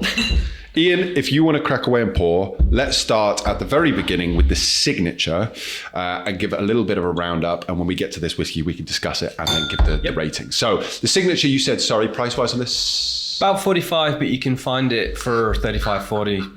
Let's work on 45 as the RRP. Yeah. £45 for the signature, which is a 46% small batch bottling from the Cotswolds here. 80% of their sales. That's a phenomenal little stat. Really, really cool. You've got a great Talisker in GTR over Christmas, just saying. Ooh, that's a bit of a brag. Fair play. All right. I like it.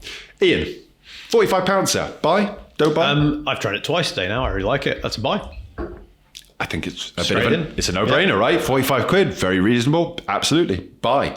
Lovely way to start. And I think, again, what's great about that, as we said, whiskey drinker, non-whiskey drinker, no matter where you're at in your journey, I think it will be tough to dislike that. You must really not like spirits if you don't like that one, I think. So cool. Great place to start. We then moved on to, what was this one called? Founder's Choice. The Founder's Choice. Fantastic. Which is predominantly STR with, what was all it? STR. Oh, it was all STR. Yep. Sorry. Correct. Yep. Apologies. Cool. So entirely STR and at that big cask strength of 59.1. 59.1 here. 75. 75. Cool. trying to remember. Ian, £75, sir. I really liked that single cask SDR that I tried. The one that you tried earlier? The one I tried earlier. Okay. Similar, of a different ilk. I think of a different ilk. Yeah. Or similar in theory, but of a different ilk taste-wise. Yeah. So I'd maybe go for one of those instead. So probably just sneaks into a don't buy for me. I think the kind of flavour profile of this one compared to the other was less to my taste. Cool. This just sneaks into a buy for me. I actually really enjoyed it, as I think I said at the time. A little bit too much licorice for me. It's a personal preference, but I think it's going to go down very well. The other thing I think about that is great for cocktails. Those tannins, that rich heaviness. I think that's a really wonderful backbone. So to be honest with you, verify, you pour that over ice, it's an instant old-fashioned. No bitters, no sugar, no stirring. Just put it over ice. I'm going to add all the bitters and the stirring and the bits and pieces as well, personally, Rob, but fair play. And that's exactly what I would be doing. Then we'll have to. Yeah. Side by side. Well, there you go. And that's what I would do with it. I'm glad that you said that, because sometimes you say to whiskey makers, I'm going to make a cocktail out of your juice, and no, don't do it. No. I think that would work fantastic. So it would just about be a buy for me. It's an interesting one. Really nice little look. We then moved on to Hearts and Crafts. Hearts and Crafts. Love the name. I think my favourite packaging of the day, which was £90. A little bit more expensive here. Ian? I like the packaging. This was the Pinot, wasn't it? Yes, this is the Pinot. I like the packaging a lot. My second favourite packaging of the day. Okay, cool. I think we're flipped, but go on. This one's really interesting. I love Pinot as a drink, and I think the notes came through well. I think the French oak added a bit of spice. And what I think I would like to see on Pinot casks is for that kind of the sweetness of the... It's fortified wine. It's not a spirit, is it? It's fortified wine. It's like an aperitif wine, isn't it? Yeah. To perhaps kind of really show through, which I know must be difficult with the French oak, like that. You're going to get a lot of tannins out of that by default. So I think for me, I've tried a few different Pinot finishes and maturations, and I found them like technically interesting, but maybe not. They've never been what I expect in my head, which is entirely my own fault.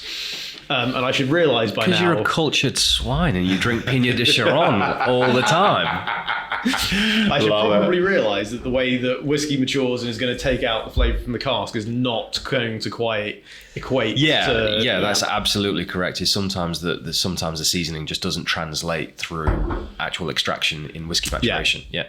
And so I'm in two minds, because I liked it, but also it's still not what I expect in my head. Yeah. So I don't know.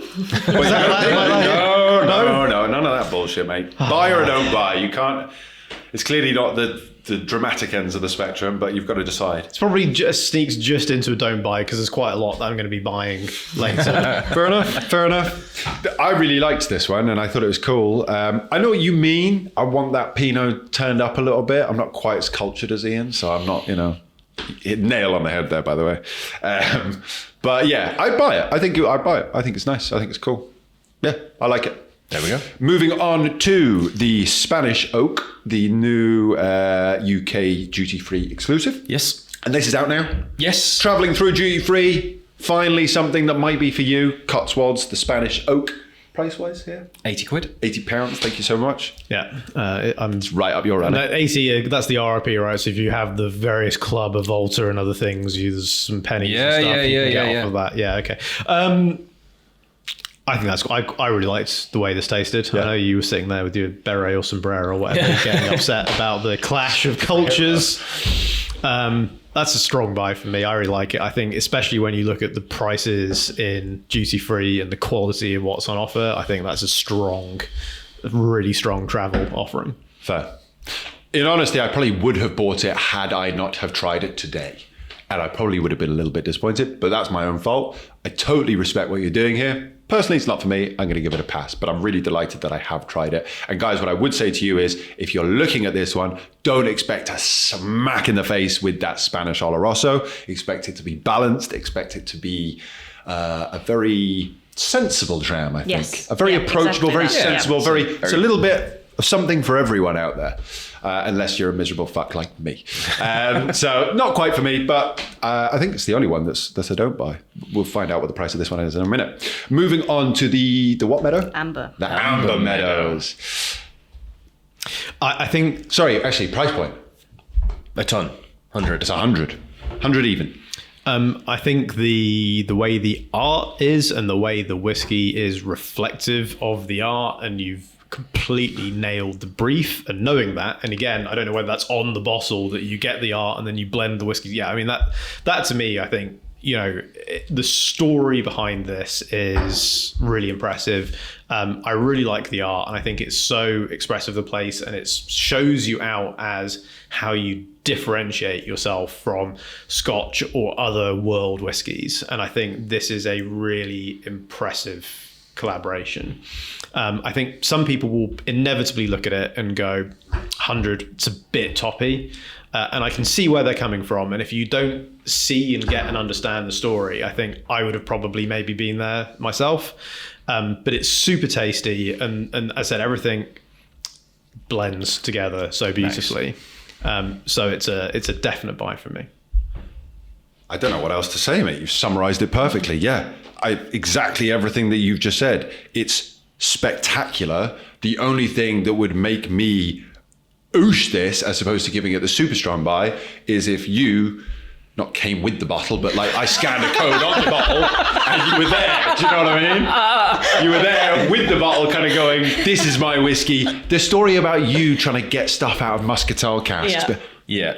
That for me is just like, this is fucking cool. Stevie, this is really exciting. Help. Okay, I'm gonna get myself in trouble here. But no, but genuinely, I think that's what would, because we've had that experience today. We've had you telling us about reaching all the way up into these casks, trying to get everything out, and that's what whiskey's all about. No one thinks about that. Everyone's you know, it doesn't even have an age on it. It's probably just sat in a warehouse for a little while and not much has gone into it. Actually, Alice has been up on racks trying to drag stuff out of these fucking casks. Yeah, we've always talked about the artist and the interpretation of the whiskey with the artist.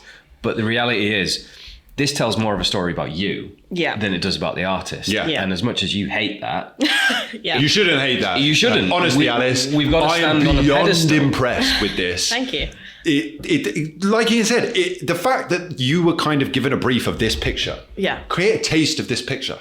Fuck off. Who can do that? Nobody can do that. Apparently you can do it, but I don't know anybody else who's like, oh yeah, no stress. Come with me. I'll get into that. I've got a sneaky little bit of art training in me, so maybe that helps as well. I mean, I'd be I don't know what it is that's prepared you for this well, but genuinely, Alice, it's really, really impressive. It's my favorite liquid of the day. £100, I agree. Again, I would probably have looked at it 6 months ago, you know, do I want that? But that's why I say a code with you on the bottle to clarify. I want that story from you. I want it. It makes it so much more enjoyable. It makes it so much more exciting. And it makes me feel like, what's this limited to? 1,500 bottles. It makes me feel like I'm part of quite a cool little club of only 1,500 people who get to try this stuff. That's fucking awesome, really. You know? So yeah, big, strong buy. Like I say, you get a QR code on that, that's an oosh. Yeah. Artists, I guess they talk about their process, right? And blending is an art. Yep. And so I think there are enough people out there who would love to understand about your process. Yeah. Right. Sit down with the artist as well, right? Like, and what's her process? What's your process? Do you know, I'd be an idiot and go out and like, I'm going to lick a field or something. Like, see what it tastes like, right? There's definitely some content in that. Maybe Ian will join you for next year to just see what you can make him lick in the travels of trying to figure out what the art tastes like. I'm going to call for Stevie again. All right. Where's HR? It's a strong buy on this one. Let's move on. We've got, what was this one? The Francino. This was just a single cask. Single cask, bourbon cask, 51%, part of the single cask range, so it's £125. 125, okay. Yeah. If it was 100, it probably would have been an oosh. I really enjoyed that one. Yeah. It's my second favourite next to this flavour-wise. And again, because of your story, that's my favourite. This is really, really good. Bourbon is really definitely one. It's a little bit toppy for me. What do you think? I totally agree with you. It is, you know, I think it's hard to, you know, you're obviously small distillery. you've paid for a new distillery recently, right? Like, stuff does not come for free. The prices of everything have gone up. I think there's going to be a lot of people who would find it difficult to wrap their head around £125. If you get the opportunity to taste it, I think a lot of people might then change their mind and go, maybe I'll treat myself to that. But I think if you were to come in kind of blind and walk into the shop and be like, 125, take it or leave it, I think I would have probably, if I hadn't had the opportunity to try it, probably would leave it. Yeah. But now you'd probably buy it. Yeah, it's great. It's really, really tasty. It's Yeah. lovely. And it's mature beyond its years again. Like many of the other things we've tried. Dib, 100%. Yeah, exactly that. It would still be a buy. It's a little bit toppy for me, but it is worth it. And that would be my treat, I think. The others are actually, like I say, surprisingly very accessible price point from me. I wasn't expecting it. I'm really delighted. I'm going to be singing that song for a while now. So yeah, you've done all right. We haven't bullied you too much, hopefully, Rob. But yeah, really, really impressive. Very, very cool. And considering it's a single cask as well, when you've got a professional like Alice making something, it's a little bit different to just letting something sit and it being very good. Yeah, exactly. And the final one, obviously, we didn't manage to get, God, we've done quite well. 7 drams. Yeah, that's Thank you pretty very solid, much. yeah. So the final one's not actually for like. sale. That is just a cask sample that I used at our 10th anniversary warehouse tasting. Okay, cool. So that is an American Oak PX Sherry Butt, cask 491, 8.5 years old. But you can't buy it. But you can't buy it yet. Oh, okay, so it will be on sale. Eventually, TBC, we're not 100% sure, but I had a bottle left over from the warehouse tasting. I knew you guys were coming through, so I was like, let's go. Oh, thank you very much. That's very very generous. Okay, well, maybe there's not much to kind of wrap up here on a buy, don't buy, seeing as it's not out yet. What do you think of it, though? I think it's really tasty. It's the PX adds a good amount of sweetness. You can tell it's a sherry cask straight off, but it's not overwhelming. There are some of those kind of older school sherry notes I've talked about before, but there's a little bit of fruitiness and sweetness from the distillate as well. The cask, again, has not overpowered the distillate. So it's a really nice bottle. It's American Oak PX. Yeah. I was going to say, it doesn't give me that kind of damp, dunnagey PX vibe that sometimes I would be looking for. But I looking at the kind of sherried whiskies, that's more what I was looking for. Yeah. Really And that's why enjoyed I put it in there, because I knew that if we're going to look at sherry, and I know you guys are quite, big on your sherry, obviously with Billy and everything. I wanted to put that in there just so there was a sherry expression. Yeah. And I think it's spot on. I think it's cool. I'm excited to see what happens with that. Where is it out at the minute? 8-year-old. 8 years, 6 old. months. So yeah. maybe as not that it matters, but maybe as around a 10-year-old potentially. Yeah. knows? We think so. Yeah. Cool. We're building out everything so that we've got a 2-year plan on releases. So it's very, very feasible. Fantastic. All right. Well, the time has come. We're nearly at the end. Alice, Rob, now the question comes. Your favorite of the lineup today and you're most excited about now coming forward. So ladies first. Alice, what's your favorite of the lineup today? This is so shamelessly biased of me, but I will have to say the Amber Meadow. Yes! Come on, girl. I love it. Good for you. Stand behind yourself. I would totally drink that like all day, every day. That's why I made it like that. So. And I love that that's how you feel. That genuine passion. You've made something, not only that ticks the boxes of the artwork and all the rest of it, but that you love. Dib. Good on you. Rob? I am 80% Amber Meadow because it is a banging dram. It is just really good. And I always compliment you, which you hate, but it is exactly what we wanted out of a whiskey when you get the brief. So I think it's banging. But I just love our signature because it's I bottled the first ever batch. Oh, cool. I've traveled around the world with it. It's always brought me a lot of joy. And on a nightly basis, do I lean into that one? Just It'll probably be very close to your heart forevermore, I'd say. It will be, yeah. You only ever bottle your first whiskey once. No, straight up. Fair enough. Okay. Yeah. And Alice, what about what's to come? Can you give us a little bit of a sneak preview of anything cool? Will you be scraping the insides of casks out I really 100 hope mil not. at a time anytime again soon? Or? I really hope not. We have some really interesting single casks coming up.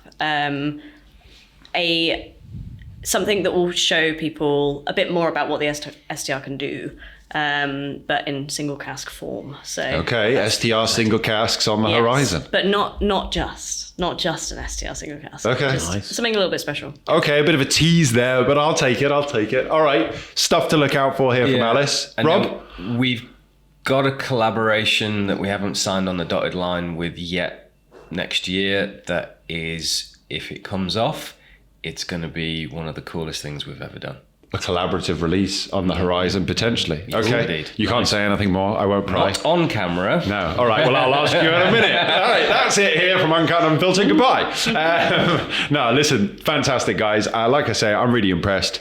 I think it's safe to say we both probably had a bit of a rejuvenated love and interest. 100%. Right? And I think that's what's really important, guys, is why we do the podcast. Look, there's no way that every whiskey from every distillery is going to be everyone's taste.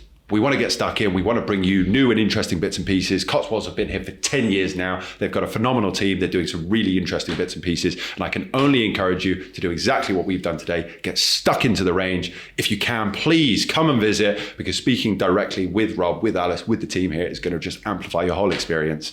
I'm really excited. Thank you so much for having us here. Beautiful little tasting room that you've hosted us in. I suppose that's it. Thanks, mate. Thank you all so much for joining us on Uncut and Unfiltered. This has been Cotswolds at the Cotswolds Distillery. We will see you next time. Slanch over. Slanch.